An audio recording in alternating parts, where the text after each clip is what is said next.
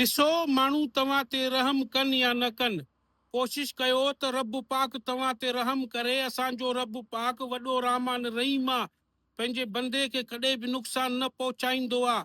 असांजो रब पाक असांजे 70 माउनि जेतिरो प्यार कंदो आहे असां सां, लेकिन बंदे जा इंसान जा अहिड़ा करतूत आहिनि जिन जा सज़ा इन दुनिया में भोगींदो आहे।